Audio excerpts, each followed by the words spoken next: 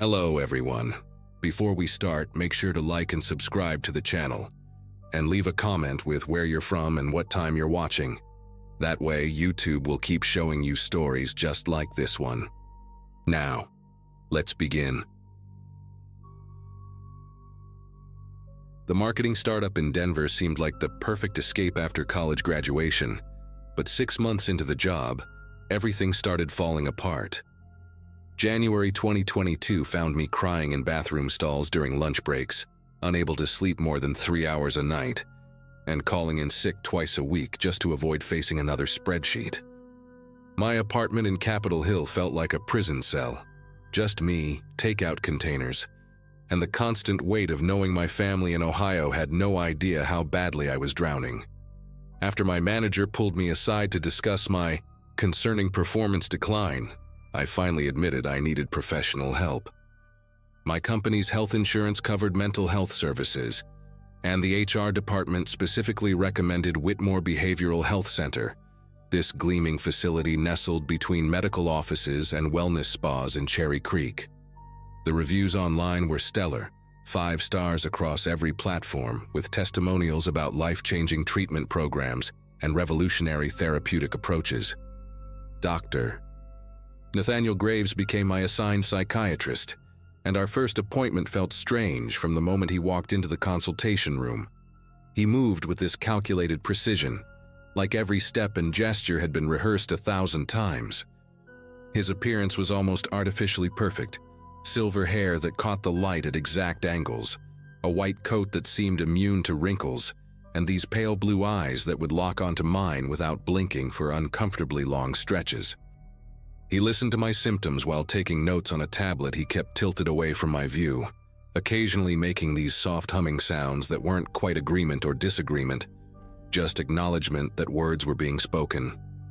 After exactly 45 minutes, he diagnosed me with adjustment disorder with depressed mood, and immediately recommended their intensive outpatient program, 3 sessions weekly including individual therapy, group meetings, and what he called pioneering mood regulation protocols.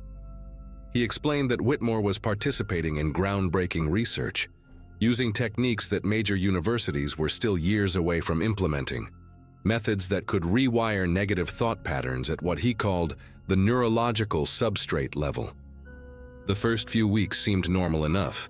Standard talk therapy with a counselor named Janet, who had warm brown eyes and always offered me chamomile tea, group sessions where we shared our struggles with anxiety and depression, and basic mindfulness exercises.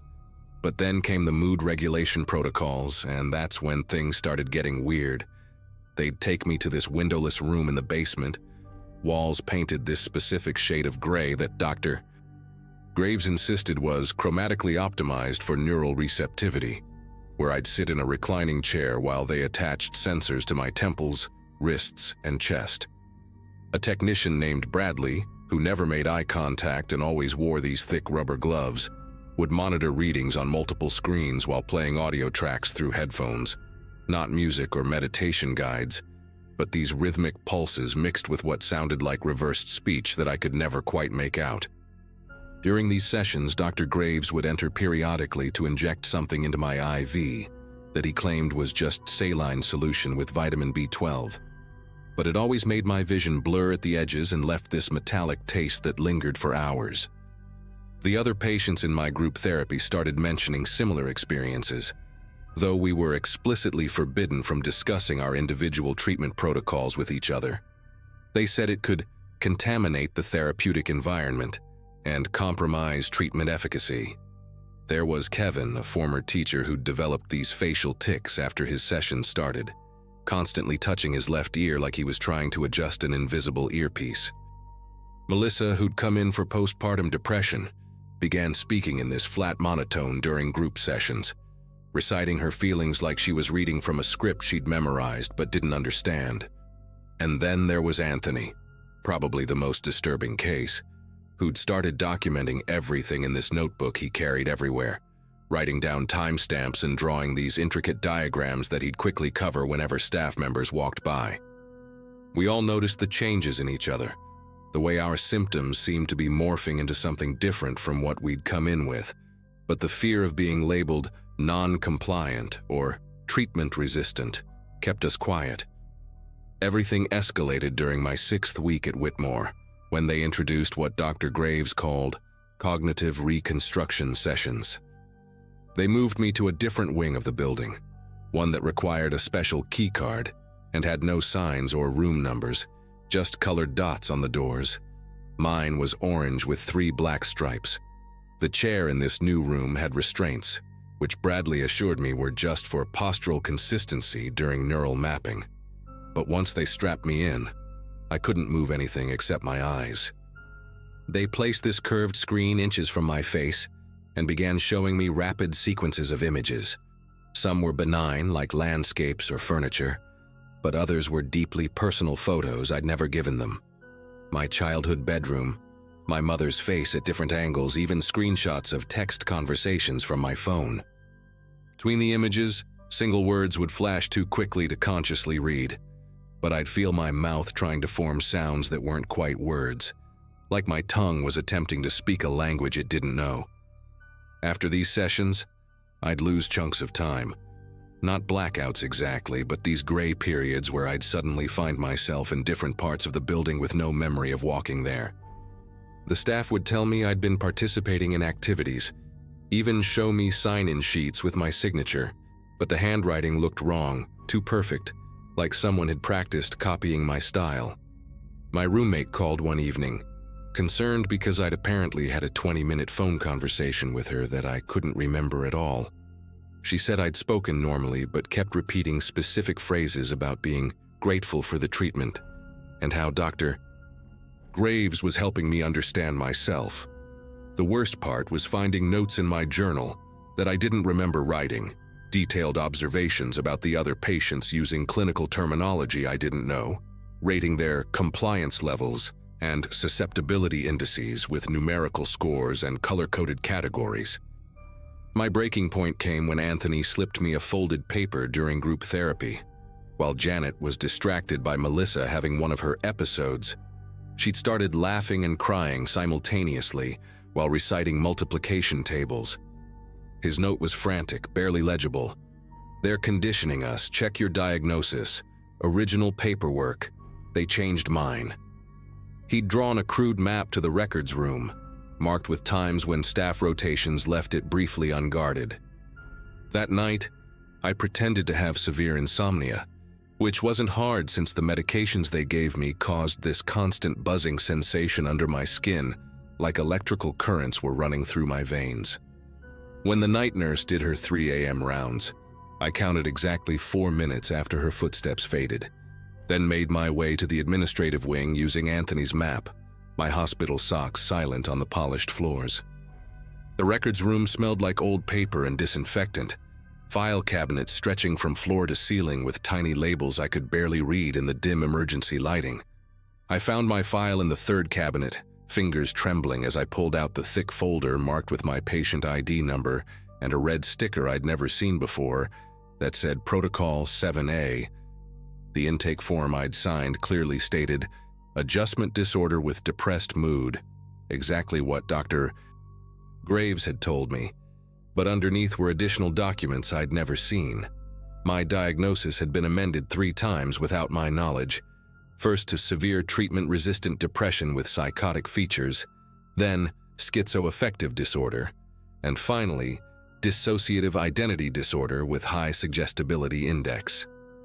Each change was dated after specific treatment sessions, signed by Dr. Mai, Graves and 2 other doctors I'd never met, with attached forms authorizing increasingly invasive procedures. The most recent form, dated just 2 days ago, approved something called Phase 3 neural restructuring and had a box checked for patient consent obtained through therapeutic persuasion. Behind the medical forms, I found something even worse.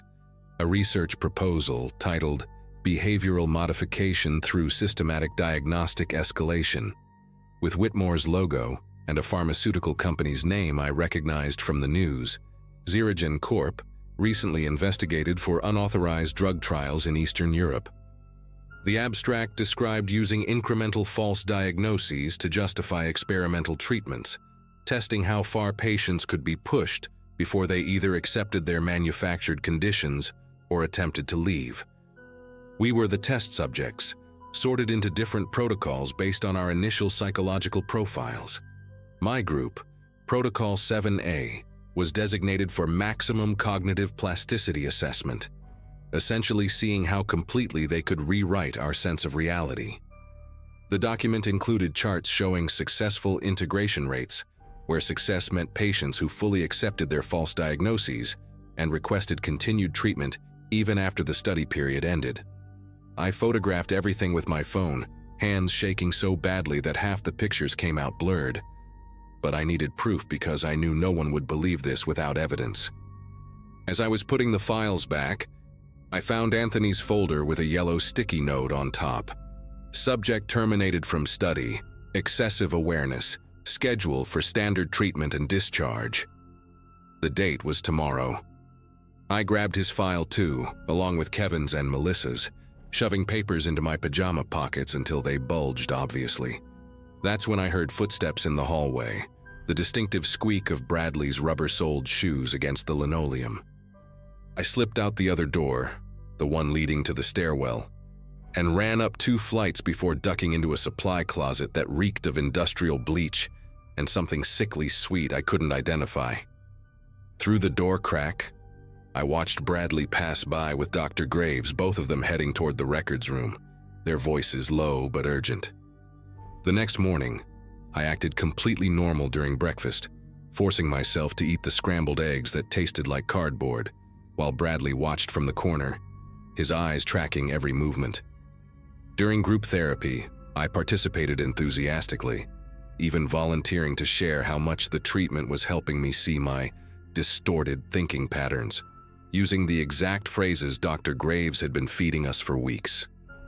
Janet seemed pleased, making notes with a slight smile, unaware that I'd uploaded all the photos to 3 different cloud services and emailed them to my sister with instructions to contact a lawyer if I didn't call her by 6 p.m.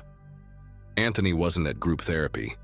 They said he'd been discharged early that morning due to family circumstances, but Kevin whispered that he'd seen security escort Anthony to a van around 4 a.m., still in his hospital gown. After lunch, I told Janet I was feeling overwhelmed and needed to call my mother, something they encouraged as maintaining family connections. Instead, I called a law firm that specialized in medical malpractice from the lobby payphone, speaking quickly while watching Bradley pretend to read a magazine nearby. Within 3 hours, my sister arrived with 2 lawyers and a court order for immediate release and preservation of all medical records. The look on Dr. Graves's face when they served him papers was pure calculated assessment, like he was determining exactly how much I knew and whether it was worth trying to discredit me.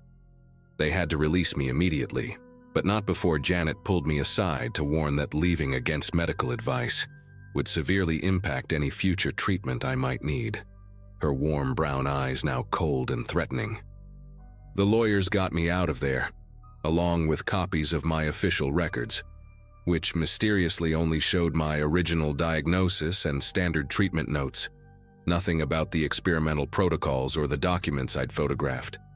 But I had the pictures, the other patients' files, and most importantly, I had Anthony's notebook that he'd hidden in the communal bookshelf, filled with dates, names, and detailed observations of everything they'd done to us. The investigation is still ongoing. Whitmore is still operating, and sometimes I wake up at 3 a.m. with words on the tip of my tongue that I don't recognize, fragments of that reversed speech still buried somewhere in my mind.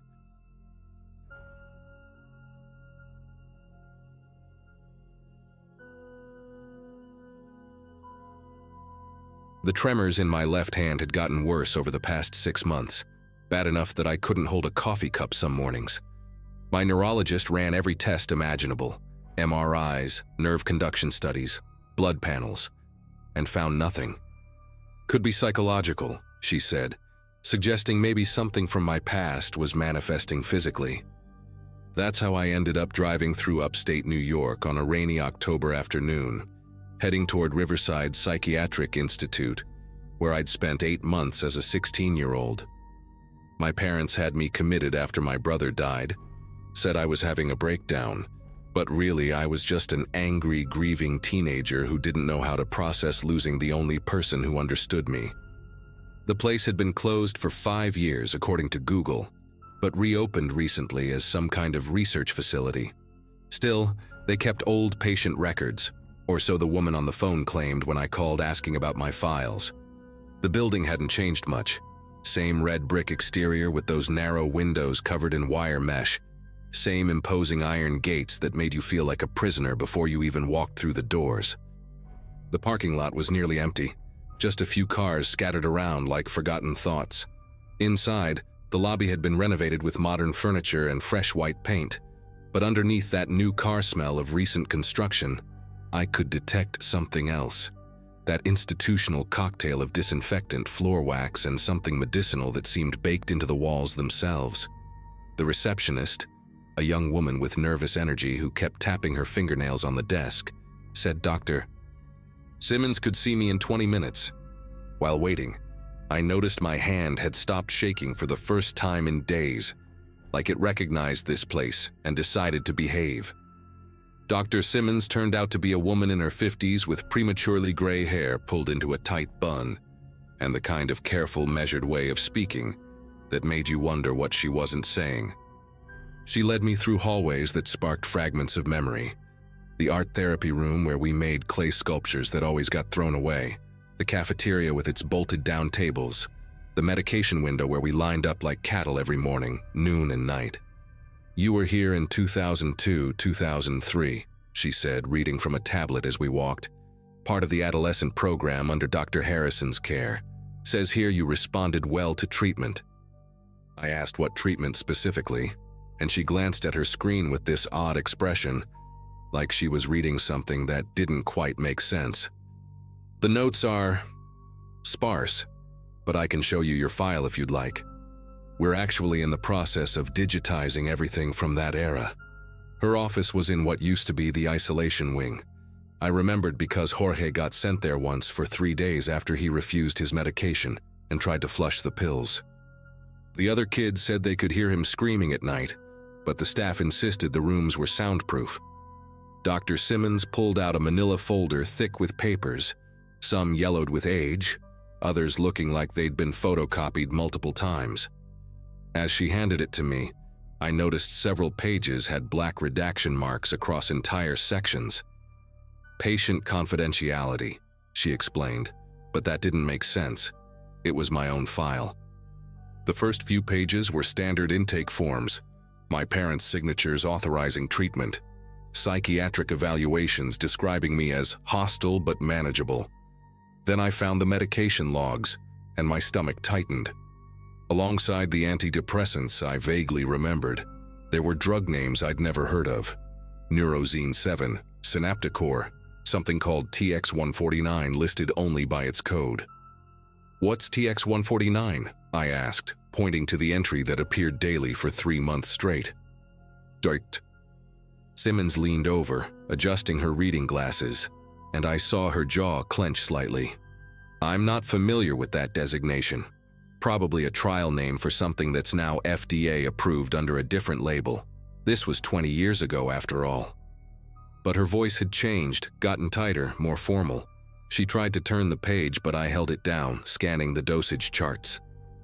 The amounts kept increasing every 2 weeks, and there were handwritten notes in the margins. Subject shows expected neural response and tremor onset week 6 within acceptable parameters. My left hand started shaking again, violent enough that the paper rustled. Dr. Simmons noticed and pulled back slightly. "Mr. Walker, I think perhaps we should—" But I was already flipping through more pages, finding similar notes about other patients. Jorge's name was there, with a note about facial tic development. "Continue protocol." The room felt smaller suddenly, the air thicker. I found a page titled Trial Group C, Long-Term Observation Required, with 12 names listed, mine included. Next to each name were codes I didn't understand and a column marked persistent effects that had been completely blacked out. But whoever did the redacting got sloppy on one page. Held up to the light, I could make out partial words through the marker. Neurological, permanent, class action risk. Dr. Simmons stood up, reaching for the folder. "I need to make some calls," she said, her professional composure cracking. "This shouldn't be. These documents should have been." She stopped herself, but I'd already seen enough. I grabbed the folder tighter, and that's when several loose pages fell out from the back. Pages that looked different, like they'd been hidden there. They were carbon copies of consent forms, but not signed by my parents. The signature line showed Dr. Marion Harrison with a check mark in a box labeled Ward of State, Temporary Guardianship. My mind raced trying to process what this meant. My parents had visiting rights, came every Sunday for the first few months until the staff told them I was becoming too agitated by the visits and needed space to heal. But if Dr. Harrison had claimed temporary guardianship, even for specific medical decisions, they would have needed a court order, some kind of legal justification. Unless... I remembered now how they'd kept us in the adolescent wing for those first 72 hours of evaluation. How they said it was standard procedure. How no outside contact was allowed during that period. Enough time to file paperwork, to exploit some loophole. Dr. Simmons was on her phone now, speaking in hushed, urgent tones to someone, throwing glances my way every few seconds. I photographed as many pages as I could with my phone, my hands shaking so bad that half the pictures came out blurry. Then I saw another familiar name on the trial list, Christopher Valdez. I knew that name. He'd made the news about 5 years back, killed himself after years of battling unexplained neurological problems. His family had blamed PTSD from his teenage years, but now I wondered if they ever knew about Riverside. "Mr. Walker, I'm going to need that folder back, Dr. Simmons said, ending her call. Her tone had shifted from nervous to something harder, more authoritative.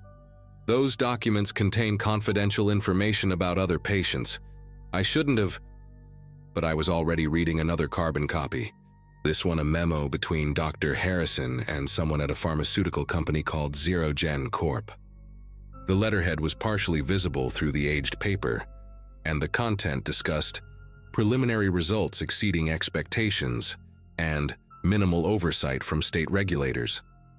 The memo mentioned that the adolescent subjects were ideal candidates because their developing brains showed higher plasticity, and any side effects could be attributed to their underlying conditions. My whole body felt cold, that kind of chill that starts from inside your bones. "Doctor." Simmons moved toward me, but I stepped back, clutching the folder. "How many of us were there?" I asked.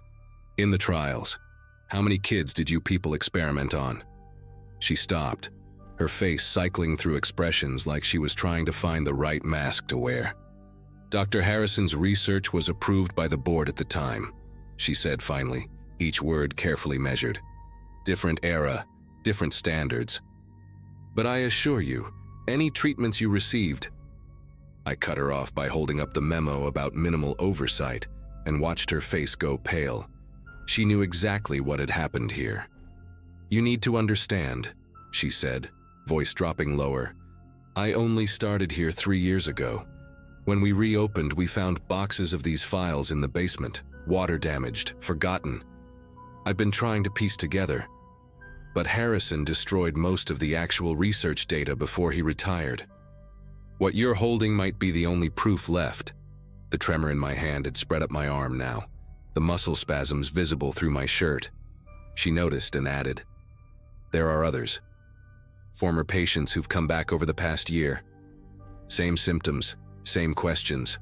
Most of them can't afford lawyers and without complete documentation." She trailed off, but the implication was clear. We were screwed. I thought about calling the police right there. But what would I report? Experimental drug trials from 2 decades ago with half the evidence destroyed, and the main perpetrator probably living comfortably in retirement. Instead, I asked Dr. Simmons for the names of the other former patients who'd come forward. She hesitated, clearly weighing the ethical implications against whatever guilt she was carrying. "I can't give you names," she said finally. But I can tell you there's a support group that meets Wednesday nights at the community center on Oak Street. They call themselves Survivors of Institutional Abuse. You might find who you're looking for there." She paused, then added quietly, "Bring copies of those documents. They've been trying to build a case for years, but nobody had proof of the drug trials. Harrison was careful, but apparently not careful enough."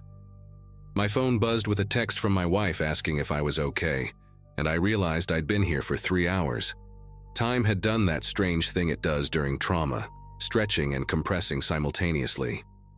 Before leaving, I made copies of everything using the printer in Dr. Simmons' office while she stood guard at the door, nervous that someone might walk in. "Security cameras were disabled in this wing for maintenance," she muttered, more to herself than to me. "At least that's what I'll say if anyone asks." As the machine hummed and spat out page after page of evidence, she told me something that made my chest tighten. Dr. Harrison died last year, pancreatic cancer. But his research partner, Dr. James Brennan, he's still alive, lives about 2 hours north near Albany. He might know more about what was in those drugs, maybe even have data about long-term effects. She scribbled an address on a post-it note, her handwriting shaky. "He's in his 80s now, mild dementia according to his daughter who called here once looking for information about her father's work. But on his good days..." She let the sentence hang. I took the copies, the post-it, and left that place with my hand trembling worse than ever. But now I understood why. My body had been remembering what my mind had been forced to forget. That was 6 months ago. The support group led to a lawyer who specializes in institutional abuse cases, and we now have 43 former patients documented with similar neurological issues. Dr. Brennan, on one of his lucid days, admitted to keeping detailed records of the trial hidden in his attic. Records that showed Neurozine 7 and TX149 were experimental neuroleptics designed to create permanent changes in brain chemistry to make patients more manageable long-term. The tremors, the tics, the various neurological problems we all developed were listed as acceptable side effects in exchange for behavioral modification success. Xerigen Corp dissolved in 2008 after a series of unrelated lawsuits, but we tracked down 3 former executives through the lawyer. The case is moving forward, slowly but steadily. Some days my hand shakes so bad I can't write my name, and Jorge, yes, I found him, living in Syracuse with that same facial tic, has seizures now. Christopher Valdez's family joined the lawsuit after we showed them the documents. But we're alive, we're fighting, and we finally have proof that we're not crazy, that what happened to us was real. Dr. Simmons still works at Riverside, now helping other former patients access their records. She calls sometimes to check on me, and last week she said something I'll never forget. The real horror isn't what they did to you. It's that they genuinely thought they were helping.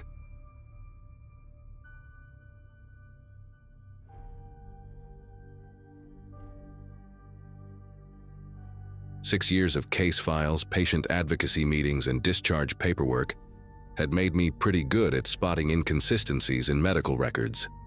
At Greenwood Medical Center, where I worked as a social worker, paperwork errors were common enough that most people just shrugged them off.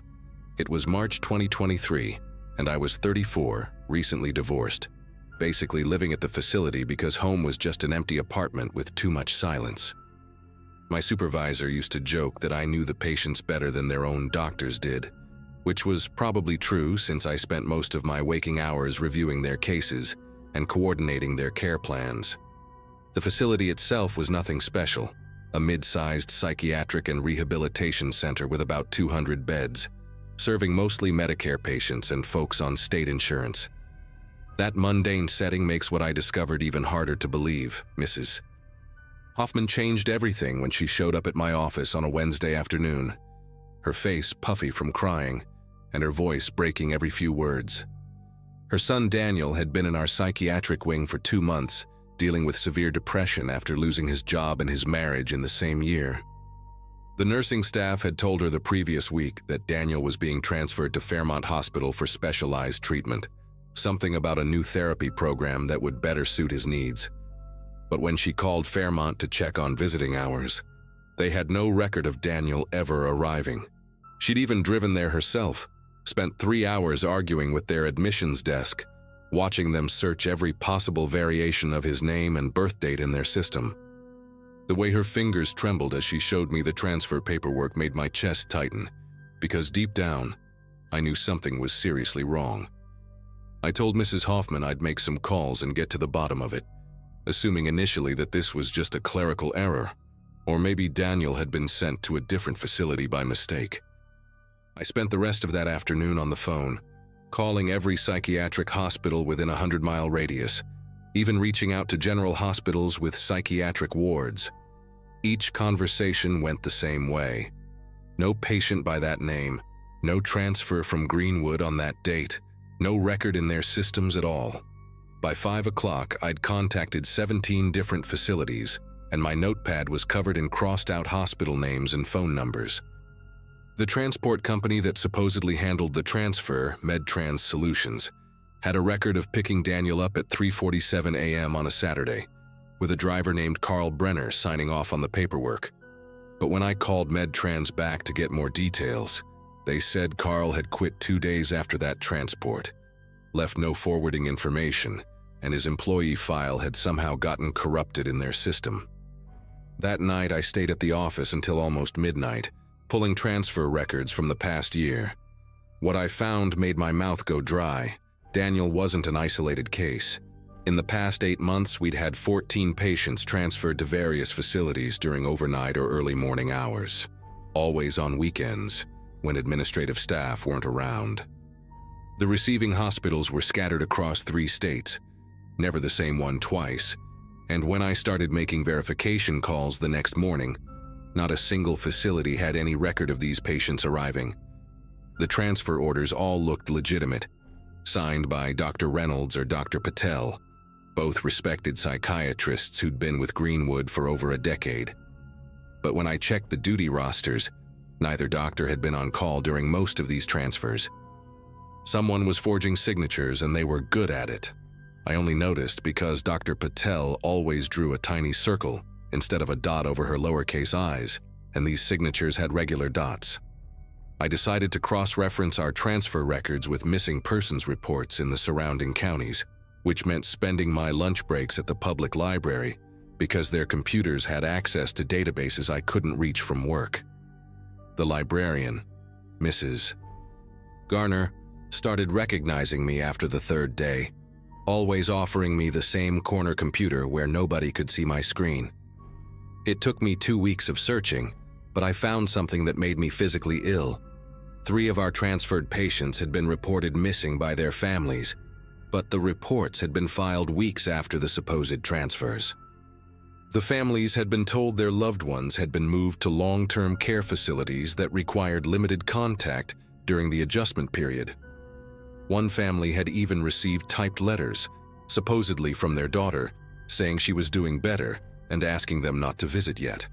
The handwriting expert they'd hired said the signature looked authentic, but something about the language felt wrong to them, too formal, missing the little phrases their daughter always used. My biggest mistake was taking this information to my supervisor, Howard Finch, a man I'd trusted for 6 years who'd always supported my advocacy for patients. Howard sat behind his desk, fingers steepled, while I laid out everything I'd found: the missing patients, the forged signatures, the pattern of weekend transfers, the transport company irregularities. His expression never changed, not even when I showed him the missing persons reports that matched our transferred patients. When I finished, he leaned back in his chair and told me I was stressed, that my divorce was affecting my judgment, that I needed to take some personal time.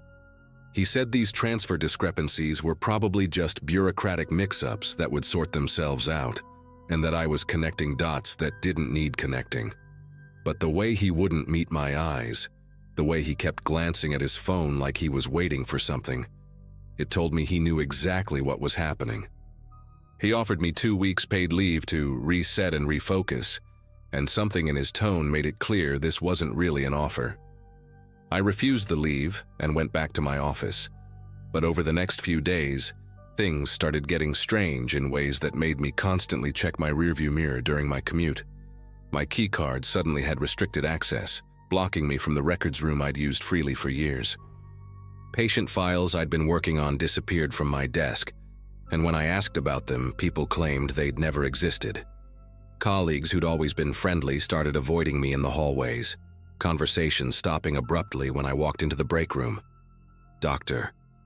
Patel pulled me aside one afternoon near the parking garage, pretending to look for her keys while she whispered that I should be careful, that some questions were dangerous to ask, that she'd seen what happened to people who dug too deep.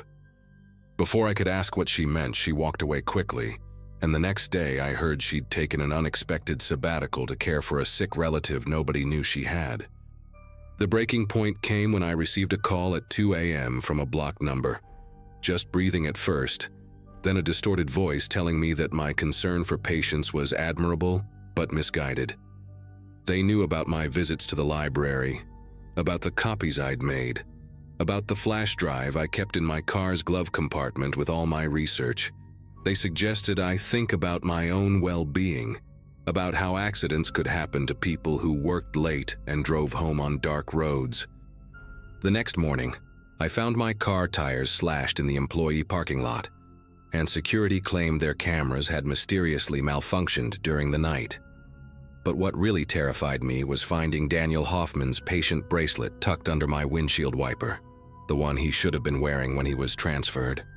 It still had dried blood on the edges, and the date hadn't been updated since the day he supposedly left our facility. That morning, I called in sick and drove straight to the police station, carrying a box of copied documents, my research notes, and Daniel's bracelet in a sealed plastic bag. Detective Ruiz listened to my story for about 10 minutes before his partner got a phone call that made them both step outside. When they came back, Ruiz's entire demeanor had changed. Suddenly, I was the one being questioned about why I'd been accessing confidential patient records, why I'd been harassing other medical facilities with false inquiries, why I'd stolen property from the hospital. They'd received a call from Greenwood's legal department about a rogue employee with a history of mental health issues following her divorce. There were apparently concerns about my fitness for duty, documentation of erratic behavior that I'd never seen before, even a psychiatric evaluation recommending immediate intervention that had my forged signature on it. The detective suggested I leave before they had to formally charge me with theft and high-pay violations, and the way his hand rested on his service weapon made it clear this wasn't a suggestion. I went home and started packing immediately, throwing clothes into suitcases while refreshing my email on my phone. The termination letter arrived before I'd even finished packing. Gross misconduct, breach of patient confidentiality, immediate effect, legal action if I came near the facility. My professional license was under review. My bank account had already been flagged for the supposed theft of hospital property, and when I tried to call Mrs. Hoffman to warn her, I found out she'd withdrawn her complaint after being told her son had contacted the hospital to say he was fine and didn't want contact with his family. The transport company I'd been investigating, MedTrans Solutions, had filed a restraining order against me for harassment. Even the library had banned me, claiming I'd been using their computers for illegal activities. In less than 6 hours, my entire life had been systematically destroyed, and all because I'd tried to find out what happened to 14 people nobody else seemed to care about. I left town that same night, driving 12 hours straight to stay with my sister in Arizona, constantly checking my mirrors for anyone following me. For 3 months, I laid low, avoiding social media, paying everything in cash, working temporary jobs under the table while trying to rebuild some semblance of a life. But I couldn't stop thinking about those 14 patients, about their families who'd never get answers, about what kind of operation could make people vanish so completely and silence anyone who asked questions. Then one evening, I saw a news report about a medical waste facility being investigated in Nevada after human remains were found improperly disposed of. The facility had contracts with several psychiatric hospitals, including Greenwood Medical Center. The investigation was shut down within a week, blamed on contaminated animal research materials, but one detail stuck with me. The whistleblower who'd reported it, a waste management employee named Carl Brenner, had died in a car accident 2 days before he was supposed to testify. Same Carl Brenner who'd signed off on Daniel's transport paperwork and quit immediately after. I'm sharing this here because I've changed my name, moved states twice more, and taken every precaution I can think of, but I know they're still watching. Last month, I saw Howard Finch's obituary online. Sudden heart attack at 52, no prior health issues, private funeral with no service. Dr. Patel's sabbatical became permanent retirement, and she seemingly vanished as completely as those patients. Greenwood Medical Center is still operating, still transferring patients on weekend nights, and families are still being told their loved ones are getting specialized care elsewhere. I've accepted that I'll never be able to practice social work again, that my old life is gone forever, and that those 14 people are probably never coming back. But maybe someone reading this has noticed similar patterns at their facility. Maybe someone else is keeping track of mysterious transfers and missing patients. Don't make my mistake of trusting the system to investigate itself. Document everything. Protect yourself first. And remember that sometimes the real horror isn't what we imagine in the dark. It's what happens in medical facilities at 3 a.m. when nobody's watching, hidden behind bureaucracy and transfer paperwork, where human beings become disposable, and anyone who asks questions becomes a problem to be solved.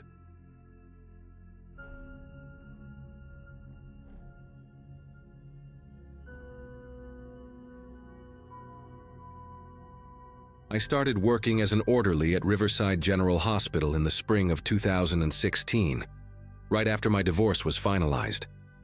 The job wasn't glamorous, but it paid decent money and came with benefits I desperately needed. Most days I cleaned rooms, transported patients, and helped with whatever the nurses needed. The hospital itself was old, built sometime in the 1950s with that institutional yellow brick exterior and narrow windows that barely let in any light.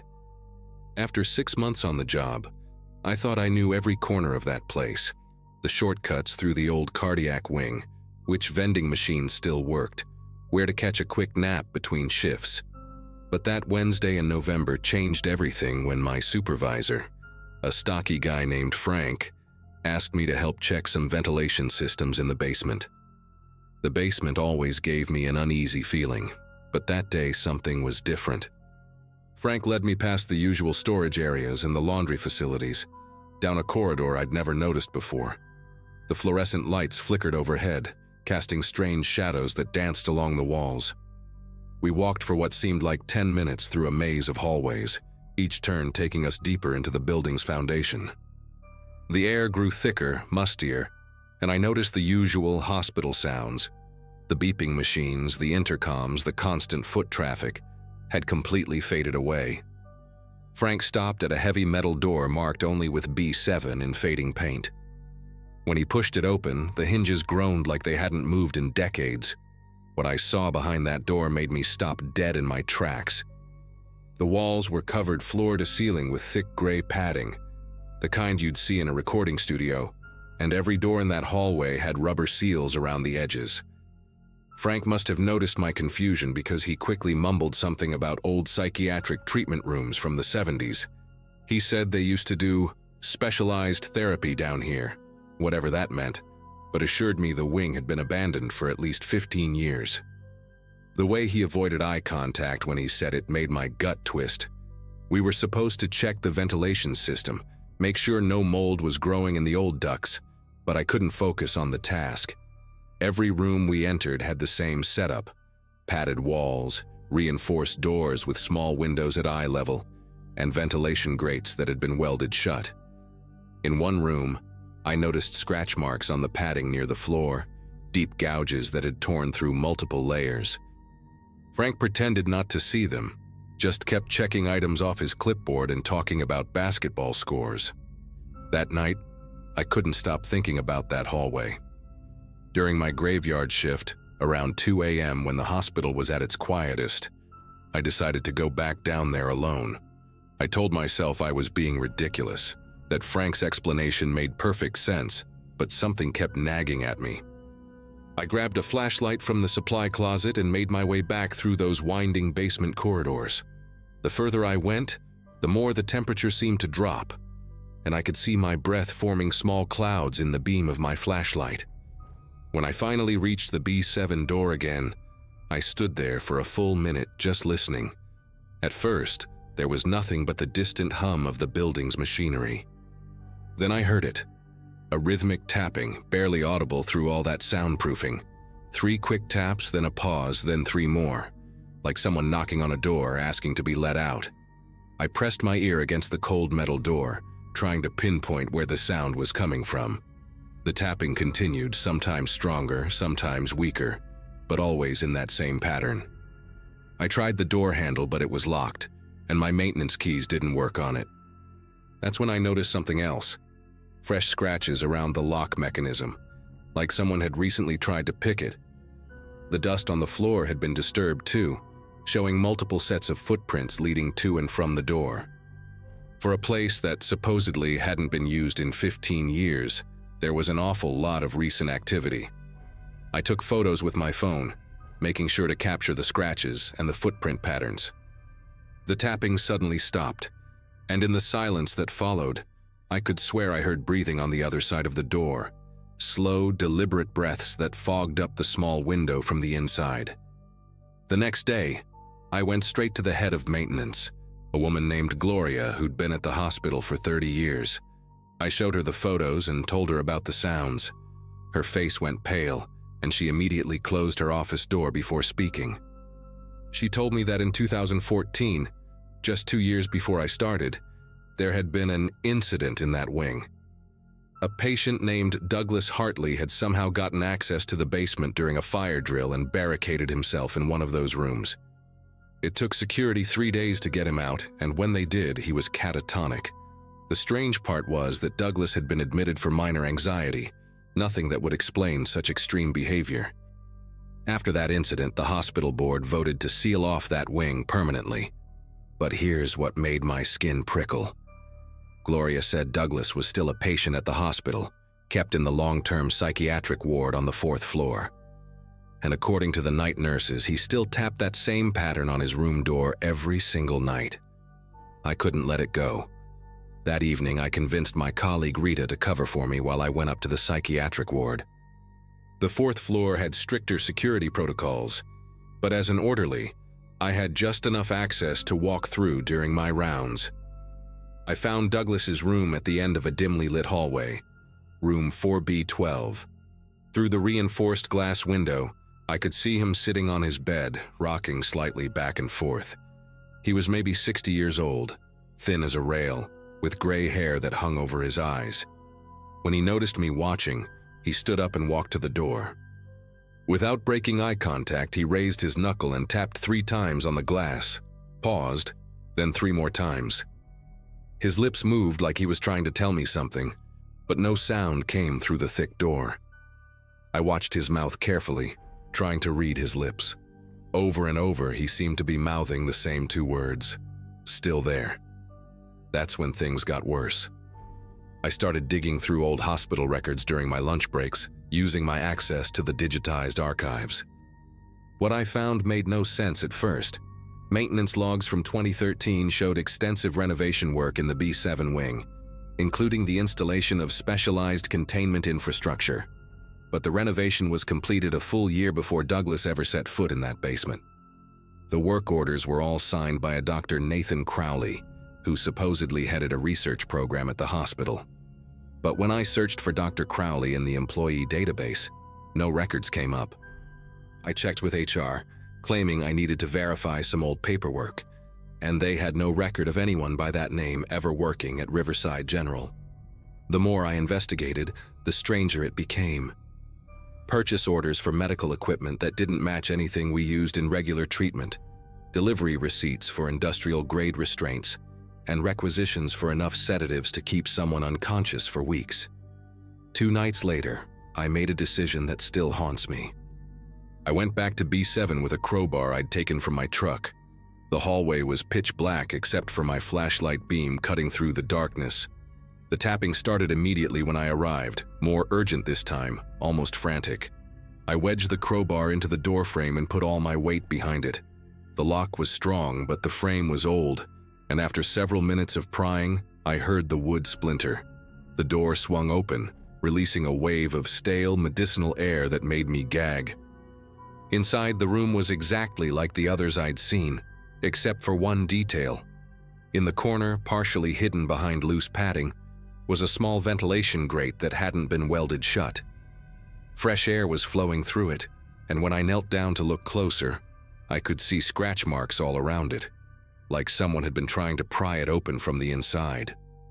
The tapping sound was coming from the ventilation shaft itself. I pulled out my phone and turned on the flashlight, angling it into the vent. What I saw made me stumble backward and nearly drop the phone. There was another room visible through the shaft, one that wasn't on any blueprint I'd seen. The walls were bare concrete, and there was medical equipment everywhere. IV stands, monitoring devices, and what looked like a dental chair modified with leather straps. But that wasn't the worst part. On the far wall, I could see photographs pinned up, dozens of them. Even from that distance, I could make out that they were patient photos, the kind we take for admission records. Some of them looked recent.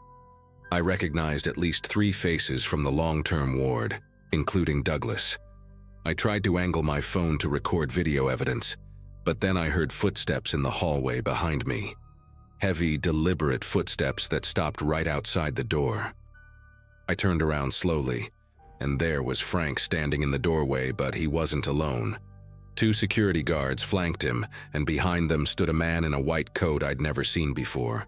The man in the white coat stepped forward, introducing himself as Dr. Richard Steinberg, the hospital's chief of psychiatric services.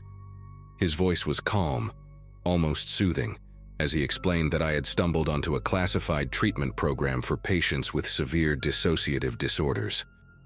He claimed the hidden room was used for immersive therapy sessions, approved by a special medical board, and that the secrecy was necessary to protect patient privacy and prevent public misunderstanding. He offered to show me the proper documentation, even suggested I could be transferred to a better paying position if I signed some confidentiality agreements.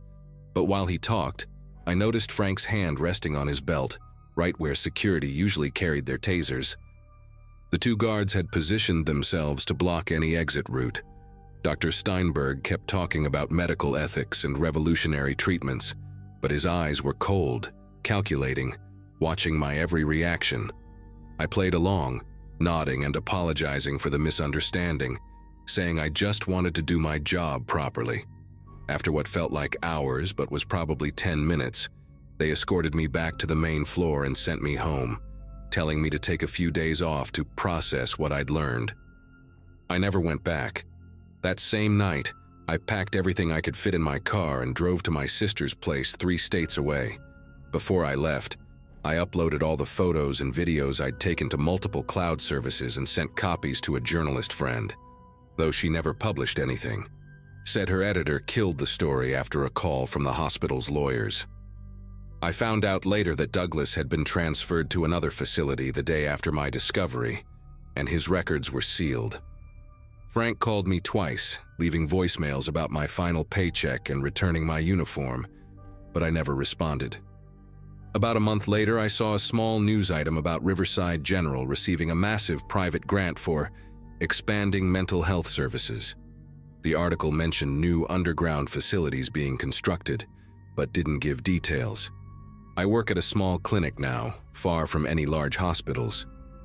Sometimes I still wake up at 2 a.m., and I swear I can hear that tapping pattern in my head. 3 knocks, pause, 3 knocks. I looked up Douglas Hartley online once, but found only an obituary from 6 months after I left. The cause of death was listed as complications from long-term psychiatric treatment. I don't know what they were doing in that basement, and honestly, I don't want to know. But sometimes I think about the other patients whose photos were on that wall, and I wonder if they're still tapping somewhere, waiting for someone to listen.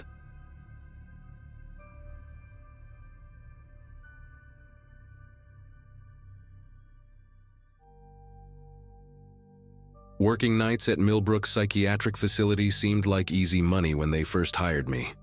28 years old, fresh certification in hand, student loans crushing my bank account. That night shift differential looked pretty sweet on paper. Amy, my girlfriend at the time, kept joking about me losing my mind working graveyard at a mental institution, but honestly, most shifts were boring as hell. Unit 7 housed long-term residents, people who'd been cycling through the same medications and routines for years. Severe schizophrenia cases, treatment-resistant bipolar, chronic depression, heavy diagnoses that required round-the-clock monitoring. My job consisted mainly of medication rounds, documenting patient behaviors, checking vitals, making sure nobody hurt themselves or others during those long, quiet hours between midnight and dawn. Strange how a building full of troubled minds could feel so peaceful at 3 a.m. Just the hum of fluorescent lights and the occasional murmur from behind a closed door. You get used to the rhythm of it, the way certain patients pace at specific times, which rooms stay silent, which ones you'll hear crying softly when they think nobody's listening. Wednesday night in August changed everything. Humid as hell outside, the AC struggling to keep up, making the whole ward feel sticky and oppressive. Dorothy Caldwell, room 714, had been with us for almost 4 years. 67 years old, sweet lady when her meds were balanced right, used to teach elementary school before her depression got too severe to function. That night at 3:15 a.m., her room alarm started shrieking. That specific pitch that means medical emergency, not just a fall or panic attack. Found her gasping for air, skin going gray, pupils pinned to tiny dots. Classic signs of medication overdose, except Dorothy had been stable on the same cocktail for 3 straight years. We managed to stabilize her, got her transferred to the medical wing, but when I went to check the medication administration record, something was wrong. The 9:47 p.m. dose was signed KB, initials that meant absolutely nothing to me. Every nurse, every tech, every float staff member who worked our unit, I knew them all. Nobody had those initials. Bethany, our charge nurse, barely glanced at the log when I brought it to her attention, just mumbled something about staff from other units helping out, told me to focus on my remaining patients. 2 nights later, it happened again. Gerald Foster, room 709, a 44-year-old man with severe bipolar disorder who'd been stable for 18 months. Found him during my 2 a.m. rounds, convulsing in his bed, foam around his mouth, his roommate screaming for help. Same symptoms as Dorothy: respiratory depression, pinpoint pupils, all the hallmarks of an antipsychotic overdose. Gerald was a big guy, worked construction before his illness took over, always talked about getting back to building houses once he got out. Seeing him like that, helpless and choking on his own saliva, it hit different. While the medical team worked on him, I went straight to the medication logs. There it was again. Evening dose at 10:22 p.m. signed RJ. Nobody on our staff had those initials either. I started keeping my own notes in a pocket notebook, writing down every detail. The medication room had a keypad lock that logged every entry, so I checked those records against the MAR signatures. According to the keypad log, nobody had accessed the medication room between 8 p.m. and midnight on either night. How could someone administer medications without entering the room where they were stored? My shift partner, a guy named Aaron who'd been working psych wards for 12 years, noticed me getting obsessed with the paperwork. He pulled me aside near the nurses' station, kept his voice low, told me stories about Millbrook that made my skin prickle. Apparently, medication discrepancies had been happening for years, always at night, always with different initials that belonged to nobody. Staff who asked too many questions got transferred to different units, or their contracts suddenly weren't renewed. Aaron said he learned early on to keep his head down, do his job, not dig too deep into things that didn't add up. But I couldn't let it go, especially when I realized the overdoses followed a pattern. Always patients who were close to being discharged or stepped down to lower security units. Dorothy had been approved for assisted living placement the week before her overdose. Gerald's psychiatrist had just recommended transitioning him to outpatient care. These weren't random incidents. Someone was deliberately keeping these patients from leaving, and they were using enough medication to cause serious harm without killing them outright. Against Aaron's advice, I started documenting everything with my phone. Screenshots of the medication logs, photos of the keypad entry records, even pictures of the actual medication bottles in the dispensary. On my nights off, I'd spread everything out on my kitchen table, trying to make sense of the patterns. Amy thought I was losing it, said I was starting to act like the paranoid patients at work. But the evidence was right there. In the past 6 months alone, 14 patients had suffered unexplained overdoses, all during night shifts, all with mystery initials on their MARs. What really got to me was finding the insurance billing records left open on a computer one night. Millbrook was billing for full doses of medications that were supposedly being administered by these phantom nurses. If patients were getting overdosed, that meant someone was giving them extra medication beyond what was being officially dispensed. Where were these extra doses coming from? The pharmacy inventory matched the official MAR records perfectly, every pill accounted for on paper. Monday night, almost 2 weeks after Dorothy's incident, I decided to watch the medication room myself. Positioned myself where I could see the door but still look like I was doing paperwork at the nurse's station. Around 10:15 p.m., Bethany, our charge nurse, walked past me heading toward the patient rooms, carrying her usual medication tray. Nothing unusual, except she wasn't scheduled for medication rounds. That was supposed to be handled by the floor nurse, Jennifer. 20 minutes later, I heard a code blue from room 706. Mrs. Helen Bauer, 58 years old, chronic schizophrenia with catatonic features, was found unresponsive by Jennifer during routine checks. Same presentation as the others, respiratory distress, pinpoint pupils, lucky to be alive. When I checked the MAR, there it was, 10:17 p.m., signed MT. But here's what made me sick to my stomach. I had been watching that medication room door the entire time, and Bethany never entered it. She had walked past with a full tray of medications that came from nowhere, doses that didn't exist in our inventory, administered by initials that belonged to no one. The next hour felt like walking through thick mud, every second stretching out while I tried to process what I'd witnessed, helped stabilize Helen, filled out incident reports, acted normal while my mind raced through the implications. Bethany had access to medications that weren't in our system, which meant she was either stealing from other units or had an outside source. But why risk everything just to keep patients from being discharged? Around 4 a.m. while doing rounds, I found myself outside the administrative offices. The door to human resources was cracked open. Someone had forgotten to pull it completely shut. Every instinct told me to walk away, but I slipped inside, went straight to the filing cabinets. Started with the B section, looking for Bethany's file. What I found made me physically ill. Bethany didn't just work at Millbrook. She was married to Dr. Eugene Morrison, the facility's medical director. Their last name difference had kept it hidden from casual observation. But that wasn't the worst part. In a folder marked Budget Reviews, I found spreadsheets showing that Unit 7 was scheduled for closure if occupancy dropped below 85% for 3 consecutive months. We'd been hovering right at that threshold, and every time we dipped below, another mysterious overdose would occur, keeping the patient from discharge. Millbrook was a private facility that relied heavily on state contracts for long-term psychiatric care. Each occupied bed brought in roughly $400 per day from insurance and state funding. Keeping just 5 extra patients meant $60,000 per month in revenue. The math was right there in black and white. Every overdose that delayed a discharge was worth thousands of dollars to the facility. But Dr. Morrison and Bethany weren't just protecting jobs or keeping a unit open. They had recently purchased a massive house according to a mortgage document carelessly left in the printer.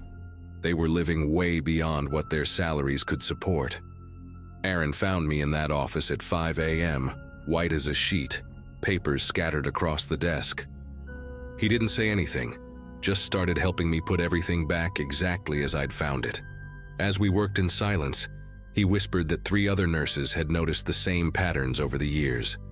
One had gone to the state health department, but the investigator who showed up was Dr. Morrison's golf buddy. Another tried contacting the media, but Millbrook's lawyers shut it down with threats of lawsuits for violating patient privacy. The third nurse, a woman named Carol, had collected evidence for months before suddenly moving out of state, leaving no forwarding address. That morning, I went home and told Amy everything. She wanted me to quit immediately, pack up and leave town just like Carol had done. But I kept thinking about Dorothy, Gerald, Helen, and all the other patients who'd been poisoned for profit. These were vulnerable people who came to us for help, trusting us with their lives while they battled their own minds. The violation of that trust made me physically sick. I spent my day off copying every piece of evidence onto multiple USB drives, uploaded files to cloud storage accounts, even mailed a package to my cousin who lived in California. If something happened to me, at least the proof would survive. When I returned for my next shift on Friday night, the atmosphere was different. Bethany smiled at me more than usual, kept asking how I was feeling, if I was stressed about anything. Jennifer mentioned that Dr. Morrison had been asking about me, wondering if I was adjusting well to the night shift responsibilities. Even the security guard, usually friendly and chatty, seemed to watch me more carefully. Around 1 a.m., Aaron pulled me into the supply closet, told me that Bethany had been asking him questions about what I did during my shifts, who I talked to, whether I'd mentioned anything unusual. At 2:47 a.m., while I was documenting patient notes at the nursing station, I noticed Bethany heading toward the medication room with her unauthorized tray again. But this time, she was walking toward room 718. My assigned patient for the night, Roger Hoffman, a 51-year-old man with severe PTSD who was scheduled for discharge to a group home next week. Without thinking, I followed her. She was so focused on preparing the syringe that she didn't hear me enter the room behind her. Roger was asleep, his breathing steady and peaceful, unaware that he was about to become another casualty of their scheme. When I cleared my throat, Bethany spun around, the loaded syringe still in her hand. For a moment, we just stared at each other. Then she started talking, her voice eerily calm, explaining how this was bigger than both of us, how the whole facility would shut down if the unit closed, how hundreds of people would lose their jobs. She actually tried to make it sound noble, like poisoning patients was some kind of twisted sacrifice for the greater good. I told her I had already documented everything, that copies were in safe places, and if anything happened to me or any other patient, it would all go public. The syringe in her hand trembled slightly, and for the first time since I'd known her, Bethany looked genuinely scared. She set it down on the bedside table, her shoulders sagging like all the air had been let out of her. Then she said something that chilled me more than anything else that night, that I had no idea how many people were involved, how many families depended on Millbrook staying profitable. She named names, the head of security, 2 psychiatrists, 3 day shift nurses, even someone at the state inspection office. They all knew, all benefited somehow, whether through direct payments or just job security. She asked me what I thought would happen if I went public. Did I really think anyone would believe a rookie tech over respected medical professionals? Did I know how easy it would be to discredit me, maybe even frame me for the overdoses? But I had one advantage she didn't know about. Earlier that week, I'd reached out to a journalist from the state's largest newspaper, a woman named Grace Novak who specialized in healthcare fraud. She was already investigating similar patterns at 2 other private psychiatric facilities. My evidence was exactly what she needed to blow the whole thing wide open. Grace published the story 5 days later, complete with documentation I'd provided, and statements from 2 former employees who came forward after seeing the initial report. The FBI raided Millbrook that same morning, seizing records and arresting Dr. Morrison, Bethany, and 4 others. The facility lost its state contracts within a month and shut down completely by September. 43 patients had suffered overdoses over 3 years, all to maintain occupancy rates and profit margins. Some recovered fully. Others had permanent organ damage from the repeated poisonings. Dorothy Caldwell testified at the trial, her hands still shaking from the neurological damage, but her voice steady as she described waking up unable to breathe. Dr. Morrison got 15 years, Bethany got 12, and the others received lesser sentences in exchange for cooperation. I left psychiatric nursing after that. Couldn't trust myself to care for vulnerable patients without constantly questioning everyone's motives. Now I work in medical equipment sales, boring as hell, but nobody's life depends on me. Sometimes I wake up at 3:15 a.m., that exact time when I found Dorothy struggling to breathe, and I wonder how many other facilities are running the same scheme. How many patients are being kept sick for profit? How many staff members are keeping quiet out of fear or complicity?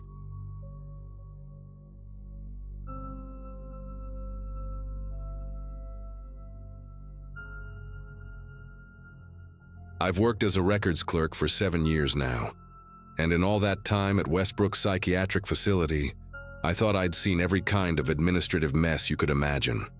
It was a Friday in early December when everything started, one of those gray afternoons where the fluorescent lights feel heavier than usual. I was sorting through discharge summaries in the basement archives, a windowless room that smelled like old paper and industrial cleaner. The job wasn't glamorous, but I took pride in keeping everything organized, making sure every patient's journey through our facility was properly documented. That afternoon, I was updating our digital database with paper files from emergency admissions, routine work I could do with my eyes closed. My supervisor, Mrs. Thompson, had asked me to focus on clearing the backlog from the previous month before the state inspection in 2 weeks.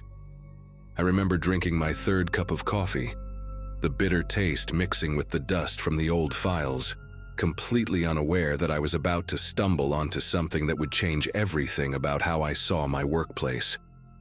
The first irregularity appeared when I was entering data for a patient named Brandon Sawyer, a 28-year-old man admitted on a 72-hour psychiatric hold after a severe manic episode. His intake paperwork was thorough, detailed notes from the attending psychiatrist, medication logs, observation reports from the nurses for the first 48 hours. But then, nothing. No discharge summary, no transfer papers, no against medical advice form. Absolutely nothing to indicate how or when he left our facility. The file just stopped mid-treatment, like someone had torn out the last chapter of a book. I figured it was a clerical error. Maybe someone forgot to file the discharge papers, which happens more often than we'd like to admit. I made a note to follow up with the ward secretary and moved on to the next file. But then I found another one just like it. A woman named Lisa Garrett admitted for acute psychosis, detailed records for 3 days, then nothing, then another, and another. By the time I'd gone through 50 files, I'd found 7 patients with the same pattern: emergency admission, a few days of detailed documentation, then complete radio silence. What really caught my attention was the signature on all 7 intake forms: Dr. Martin Holloway, our senior administrator. Now, Holloway wasn't just any administrator. He was basically untouchable. Been with the hospital for 23 years. Golf buddies with the board members. The kind of guy who wore expensive suits and always smelled like cologne that probably cost more than my weekly paycheck. He had this peculiar habit of clicking his pen exactly 3 times before signing any document, and his signature was this elaborate cursive that looked like it belonged on the Declaration of Independence. Finding his name on all 7 files made me pause because senior administrators rarely handle direct admissions. That's usually left to the attending physicians. I pulled up our internal directory and cross-referenced the admission dates. All 7 patients came in during night shifts, specifically between 11 p.m. and 3 a.m., when the hospital operated with skeleton staff. The timing wasn't necessarily suspicious on its own. Emergency psychiatric holds often come in during odd hours. But it was another connection that made me lean back in my creaky office chair and stare at the ceiling tiles. I decided to check the ward assignment logs to see where these patients had been housed during their stay. Our facility has 4 main units: Unit A for voluntary admissions, Unit B for acute care, Unit C for long-term residents, and Unit D, which was technically our overflow unit but rarely used because of budget constraints. All 7 missing patients had been assigned to Unit D, specifically to rooms 401 through 407, a section of the building that I knew had been closed for renovations 6 months ago. The renovation story never quite added up because I'd processed the work orders myself, and they were all for minor repairs, replacing ceiling tiles, fixing a broken window latch, nothing that would require closing an entire wing for half a year. I grabbed my access badge and decided to take a walk during my lunch break, telling myself I was just stretching my legs, but really I wanted to see Unit D for myself. The hallway leading to it was dimmer than the rest of the hospital. Half the fluorescent bulbs either broken or removed, and there was this persistent dripping sound coming from somewhere behind the walls, probably a pipe that needed fixing. When I reached the doors to Unit D, they were locked with a digital keypad that I didn't have the code for, but through the small window, I could see lights on inside, shadows moving across the far wall like someone was walking around in there. That afternoon, I went back to my desk and did something I probably shouldn't have. I accessed the billing system with my credentials to see if those 7 patients were still being charged for their stay. The hospital's billing software was ancient, running on some program from the early 2000s that looked like it belonged in a museum, but it kept meticulous records of every single charge, down to individual aspirin tablets. Brandon Sawyer's account showed active daily charges for room and board, medications, even therapy sessions that, according to his medical file, never happened. Lisa Garrett's insurance was being billed $3,200 per day for intensive psychiatric care, and the charges were current as in processed yesterday. My mouth went dry as I checked the others.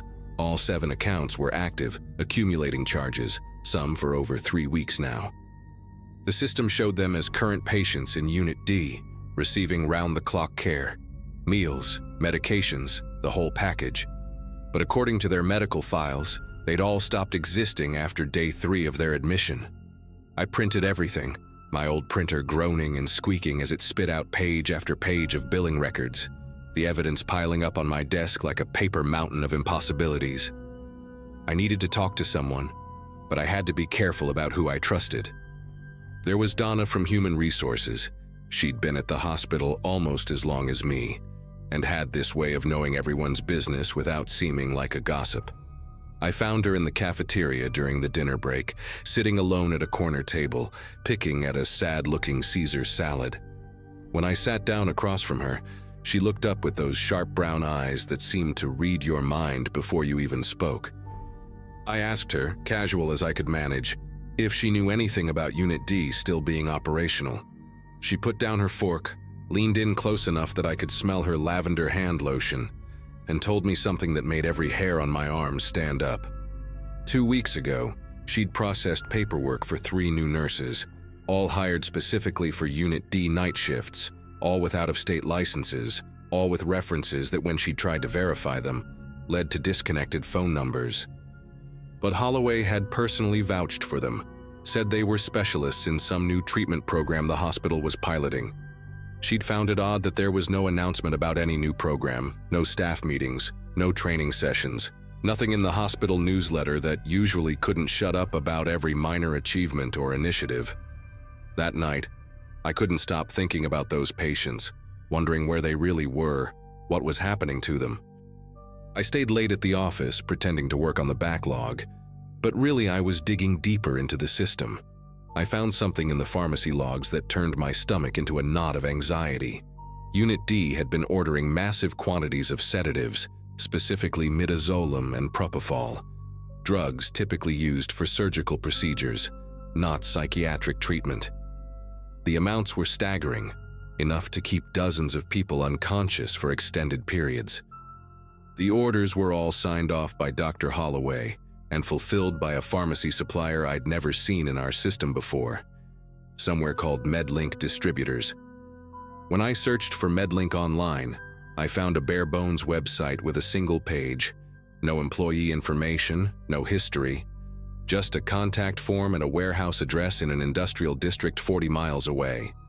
The domain had been registered just 2 months ago, right around the time the first of those 7 patients had been admitted. I also discovered that our regular pharmacy supplier had noted several inquiries about why their orders had decreased significantly, concerns that had been dismissed by administrative emails bearing Holloway's digital signature. I knew I was getting into dangerous territory, but I couldn't let it go. The next day was Saturday, and the hospital would be running on weekend staff, meaning fewer people around to notice me snooping. I came in early, around 6 a.m., using my overtime excuse that Mrs. Thompson had already approved for the inspection prep. The main building was eerily quiet, just the hum of ventilation systems and distant footsteps of the night shift finishing their rounds. I made my way to the administrative wing where Holloway's office was located, my heartbeat pounding in my ears with each step. His office door was locked, naturally, but I remembered that the janitor's closet next door shared a ventilation grate with his office. I'd heard his phone conversations plenty of times while grabbing cleaning supplies. Inside the closet, between bottles of industrial bleach and floor wax, I pressed my ear against the metal grate. I could hear voices, Holloway's distinctive baritone and someone else with a slight accent I couldn't place. They were discussing transport arrangements, something about keeping the subject stable during the journey, maintaining proper documentation for customs, and ensuring the receiving facility was prepared for the delivery. The other voice mentioned a number, 50,000 per unit, and Holloway laughed, that dry laugh he did during budget meetings, saying they could process at least 2 more this month without raising suspicions. My legs were trembling as I backed away from the grate, knocking over a mop bucket in my haste. The clatter echoed through the empty hallway, and I heard the voices in Holloway's office stop abruptly.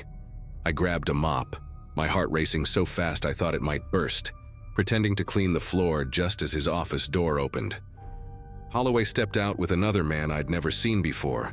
Tall, thin, wearing an expensive-looking gray suit with a red pocket square, his face angular and forgettable except for his eyes, which were this unsettling pale blue, almost white. They both looked at me, and Holloway's expression shifted through several emotions. Surprise, suspicion, then that practiced administrative smile he wore like armor. He asked what I was doing there so early, and I managed to stammer something about the state inspection, about Mrs. Thompson wanting everything spotless. The other man whispered something in what sounded like Russian or Ukrainian, and Holloway nodded, told me to carry on, but his eyes lingered on me a beat too long before they walked toward the elevator. I mopped that same spot for 5 minutes, my arms moving on autopilot while my brain tried to process what I'd heard. 50,000 per unit. They were talking about the patients like cargo, like products to be shipped and sold. I abandoned any pretense of cleaning and headed straight back to Unit D, this time taking the long way through the old wing where they stored discontinued medical equipment. There was a connecting corridor there, mostly forgotten, that led to the back entrance of Unit D. I'd seen it on the old blueprints when we digitized them years ago. The door was locked, but it was one of those ancient mechanical locks, not electronic, and the frame was so warped from age that I could see into the hallway beyond. What I saw made me bite my tongue to keep from gasping. There were gurneys lined up against the wall, at least 6 of them, each with a patient strapped down, IVs running into their arms, their faces slack and unconscious. I recognized Brandon Sawyer immediately. His distinctive neck tattoo of a compass was visible even from where I stood. The patients were all dressed in what looked like airline passenger clothes, not hospital gowns, complete with shoes and jackets. A woman in scrubs I didn't recognize was checking their vitals, making notes on a clipboard, her movements efficient and practiced like she'd done this routine 100 times. She had earbuds in, humming something tuneless, completely absorbed in her work. Near the far end of the hallway, I could see suitcases stacked neatly, each one tagged with what looked like airline labels, and a pile of passports on a medical cart. I backed away from the door, my whole body shaking now, and pulled out my phone to start recording video through the gap in the door frame. I managed to get about 30 seconds of footage, the patients, the nurse, the suitcases, before I heard footsteps coming from the main corridor. I actually ran through the old wing, my sensible work shoes slapping against the linoleum, past the defunct X-ray machines and broken wheelchairs, until I reached the parking garage. In my car, I sat there for a moment, breathing hard, staring at the video on my phone. It was grainy, but clear enough to see what was happening. I drove straight to the police station downtown, my hands gripping the steering wheel so tight my knuckles went white. But when I walked into that station, showed them my hospital ID, and started explaining about patients being trafficked, the desk sergeant's expression changed from bored to concerned to something else entirely. He asked me to wait, said he'd get a detective. But instead, 2 uniformed officers appeared and told me I needed to come with them for questioning. They put me in a small room that smelled like old coffee and disappointment, and I waited there for 2 hours before someone finally came in. Not a detective, but Holloway himself, accompanied by the hospital's legal counsel, and a woman who introduced herself as being from the state health department. They had a different story ready, all official documents and medical terminology. According to them, I'd stumbled onto a legitimate pilot program for treating severe psychiatric patients in specialized facilities abroad, all perfectly legal, all with proper consent from either the patients during lucid moments or their medical proxies. The woman from the state showed me paperwork with official seals, signatures, approval stamps that looked absolutely real.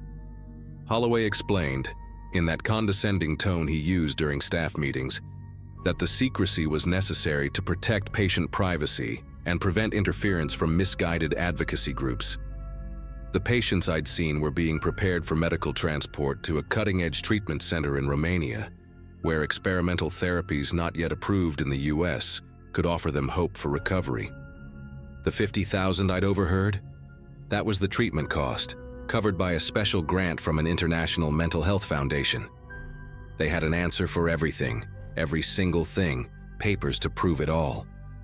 The hospital's lawyer, a stern woman with steel gray hair pulled back so tight it looked painful, informed me that I'd violated numerous HIPAA regulations, accessed systems beyond my authorization level, and recorded patients without consent.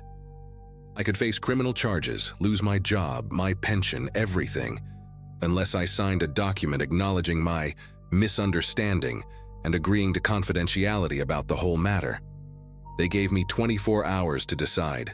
I went home that night knowing I couldn't fight this alone, not against Holloway, the hospital administration, and apparently even the state health department. But I also couldn't let those patients disappear into whatever was really waiting for them in Romania, or wherever they were actually being sent. I made copies of everything, the billing records, the pharmacy logs, the video, and uploaded them to 3 different cloud services, then mailed USB drives to my sister in Oregon and my cousin in Florida with instructions not to open them unless something happened to me. The next morning, Sunday, I did something I'd never imagined doing. I called a journalist from the local newspaper, a guy named Tom Briggs who'd written exposés about nursing home abuse a few years back. We met at a diner outside town, one of those places with cracked vinyl booths and coffee that tasted like it had been brewing since the Reagan administration. I showed him everything on my laptop, watched his expression shift from skeptical to intrigued to genuinely alarmed.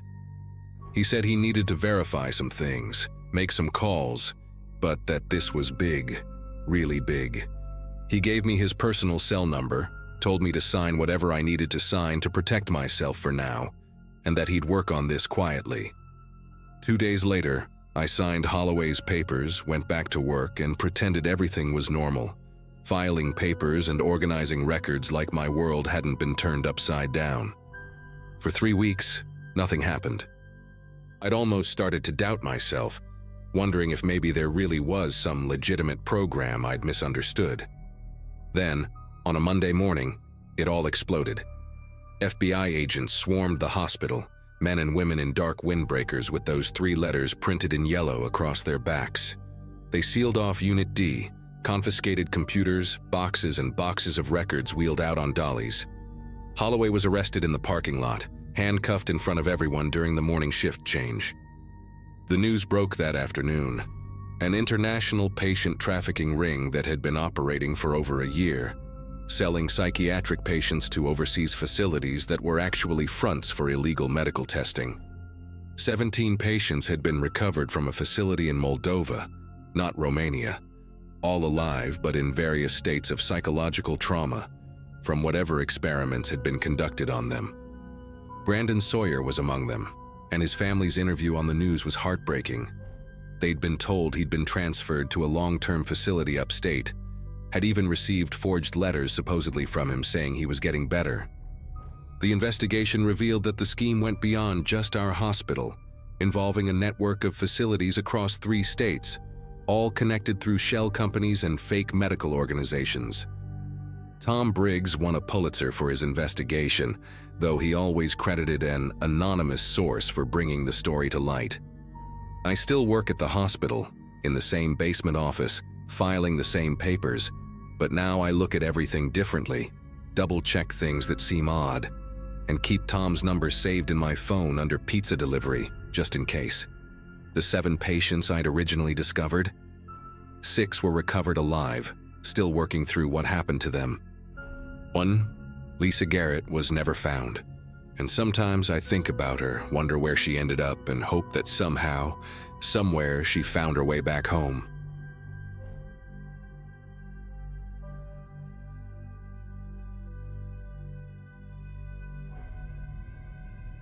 Night shifts at psychiatric wards teach you things nursing school never could. At age 24, fresh out of college with loans crushing my bank account, the job at Clearwater Medical Center in suburban Illinois seemed like a blessing. 6 months into working the psych wing, things had become routine. Medication rounds, patient checks, documentation.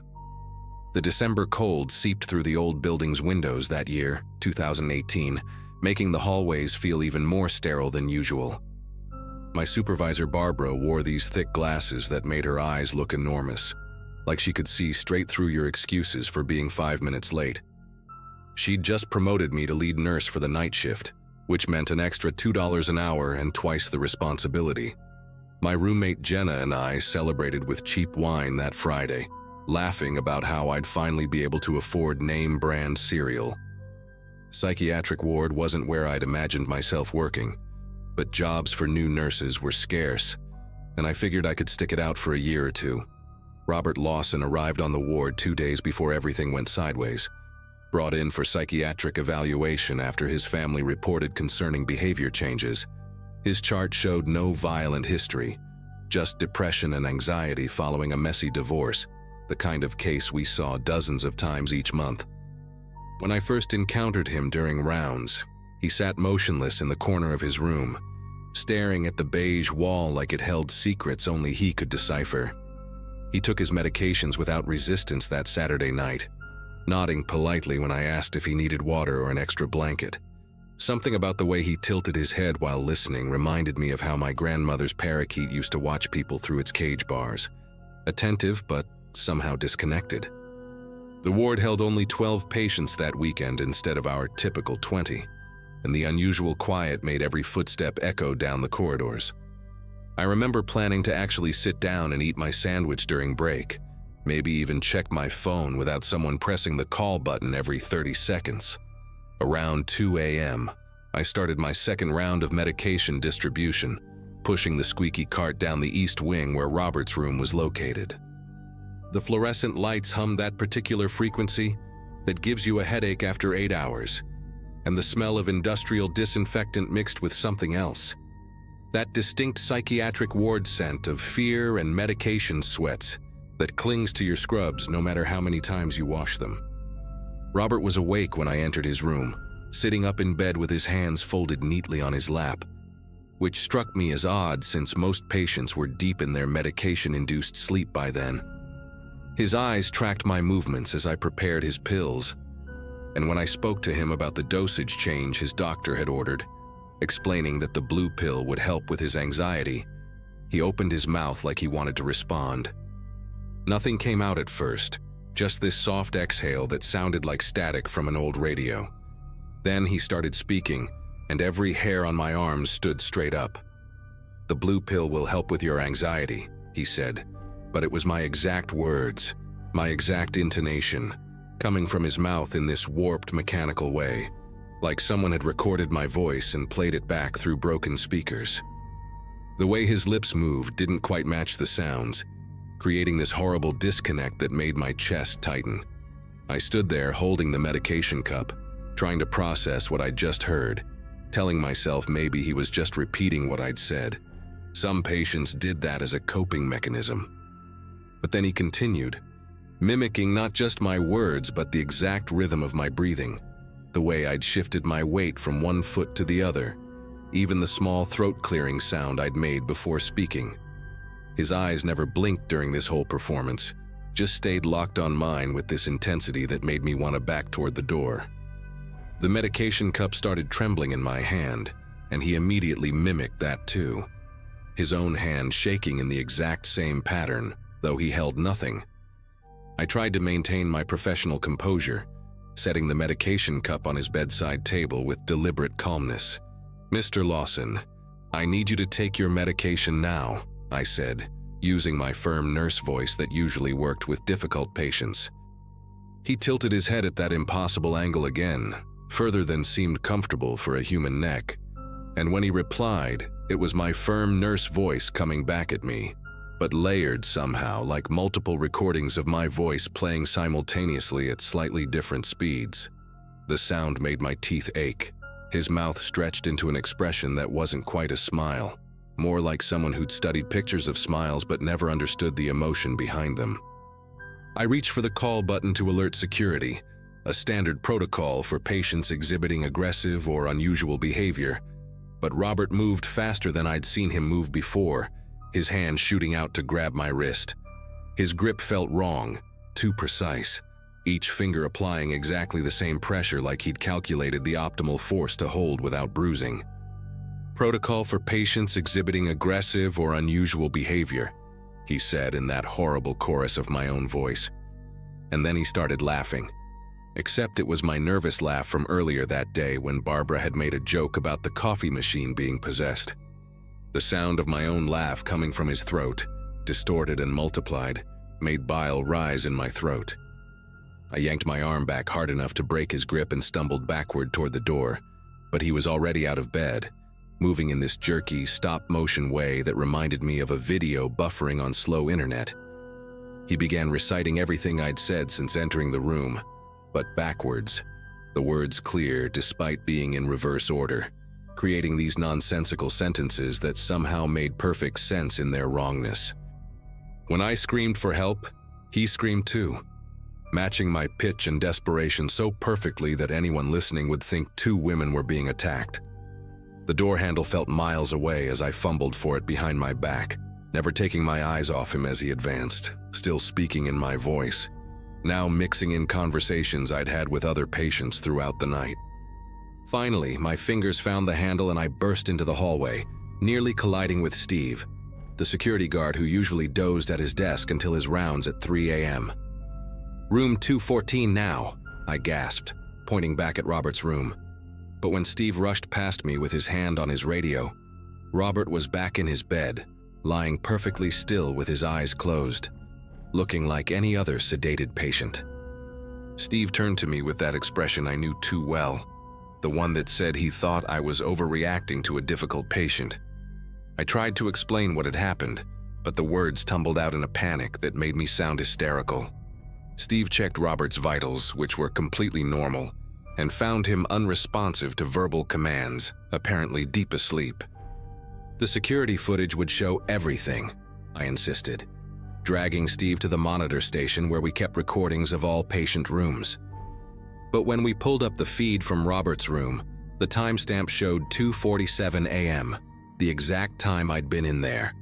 Yet the video showed me standing alone in the room, talking to a patient who appeared to be sleeping the entire time, never moving, never speaking, never grabbing my wrist. My incident report took 2 hours to write because I kept starting over, trying to find words that would make someone believe what I'd experienced. Barbara arrived early that morning after Steve called her owl eyes scrutinizing me as I sat in her office, still wearing my scrubs that smelled like fear sweat.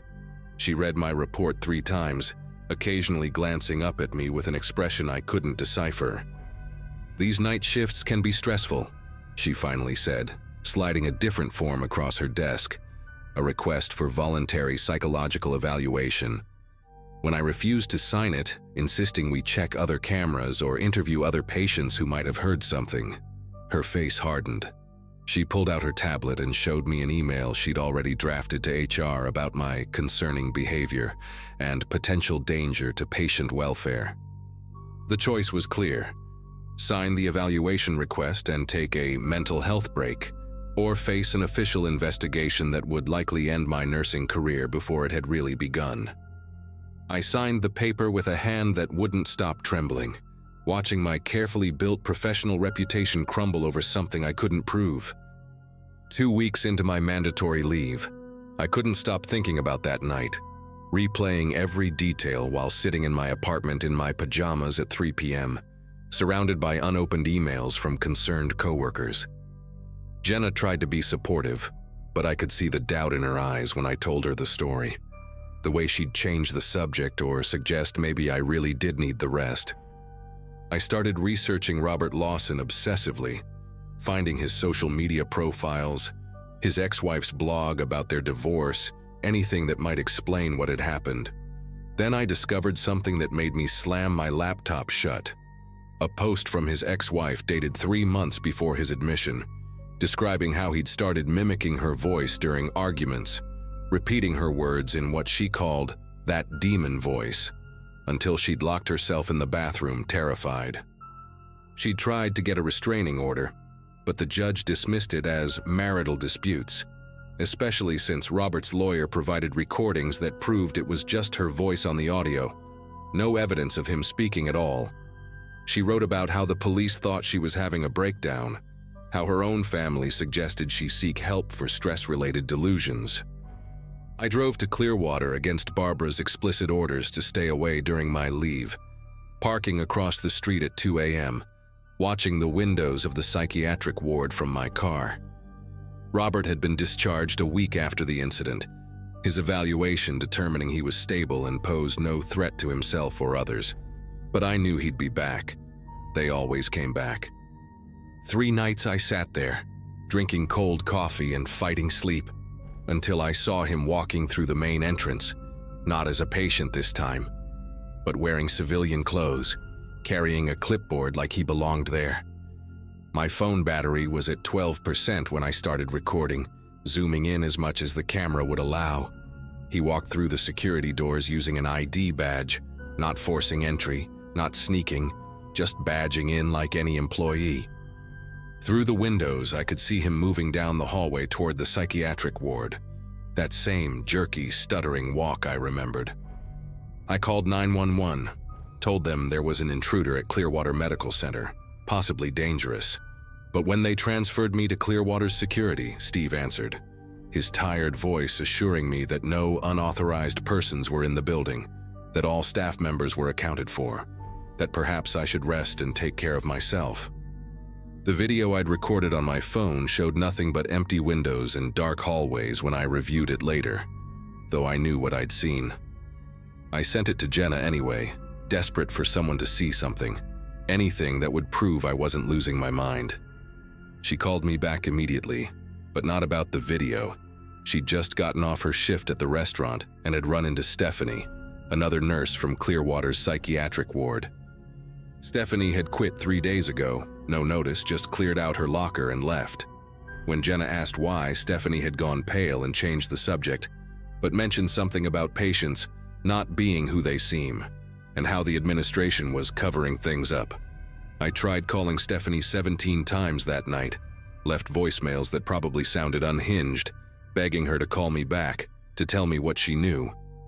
She never responded, and when I drove to her apartment the next morning, her roommate said she'd moved back to Michigan to live with her parents, had seemed scared of something but wouldn't say what.